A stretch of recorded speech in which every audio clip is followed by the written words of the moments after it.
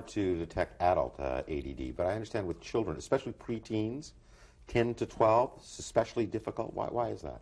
Well, in childhood, the symptoms of ADD are normal. Right. You know, all kids are Wild distracted, impulsive. Yeah, so how do you separate the normal boy from ADD?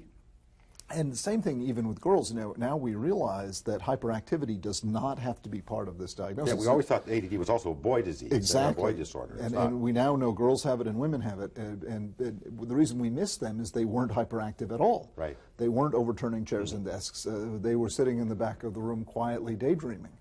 And the teacher thought of them as slow or shy. But if you ask the girl, what's it like to be in the classroom? She says, oh, it's fine. I'm almost never there.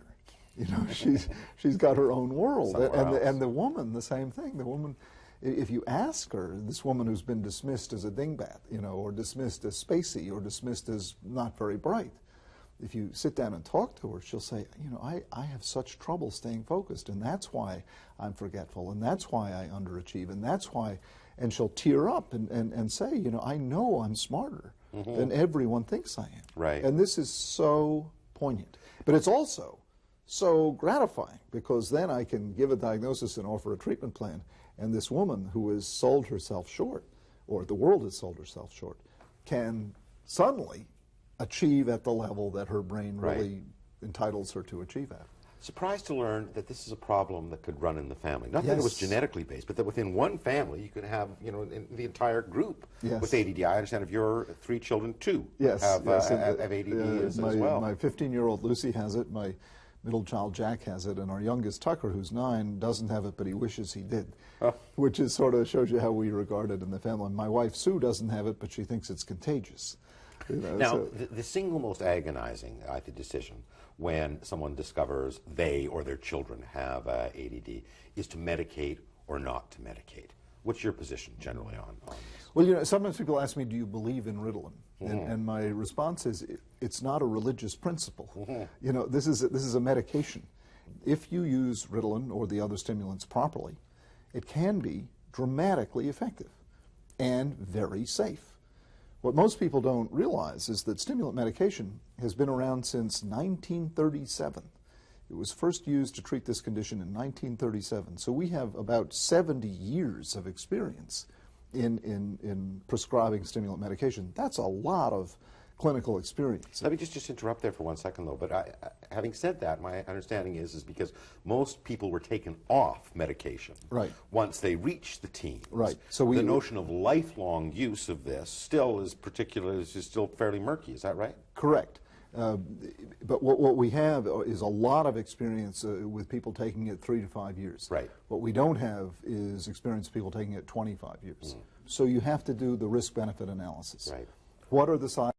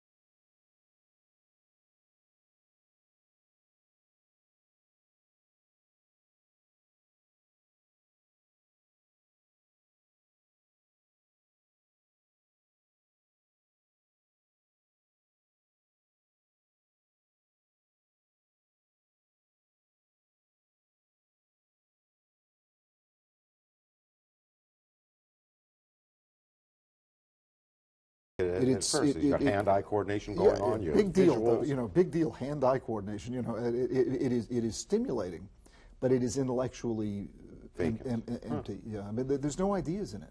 Diet, things like omega-3 fatty acids, very good. Yeah, really important. And you know, we've always known that food mattered, but we haven't known exactly what to prescribe. Right. And I have a chapter on what to. Some of it is obvious, like eat a balanced diet. Try to stay away from additives. There's good evidence that junk food is bad for you in general, and particularly bad for ADD. And then a specific intervention. Eat a diet rich in antioxidants as well as take omega-3 fatty acid as a supplement.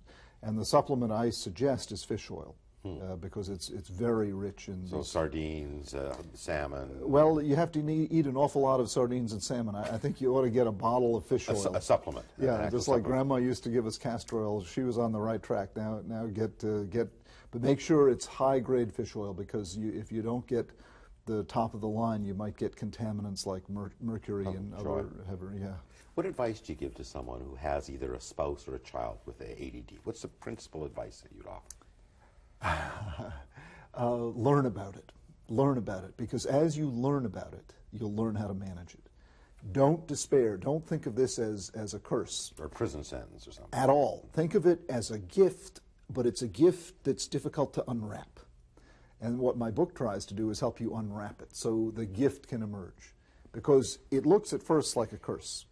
It looks at first like, oh my gosh, this person just can't get their act together. This kid can't you know, put his clothes on in the morning, can't get his homework organized, can't sit still at the table, can't go to a party without you know, causing a problem. You can't go on vacation without being so disruptive. And this adult is just a chronic, you know, loser. This adult just loses jobs and breaks up in relationships and drinks too much and gets into arguments, and what a waste of potential. He's got so much going for him and he never will make any use of it. So, okay, it looks like a curse, but I promise you, embedded in that, there is a gift. And if you learn how to take care of the downside, if you learn how to get focused, if you learn how to get organized, and in the case of adults, if you find ways of delegating and compensating and capitalizing on your strengths, the gift can be unwrapped. And that is the whole point of my writing this book. I've got a magic wand here. I can get rid of your ADD. Do you want me to use it or not? Absolutely not. I wouldn't. Honest. As God is my witness, I would not trade it for the world, nor would I trade it in my children. Edward Hallowell, I want to thank you very much for joining me. It's been a real pleasure. Thank you.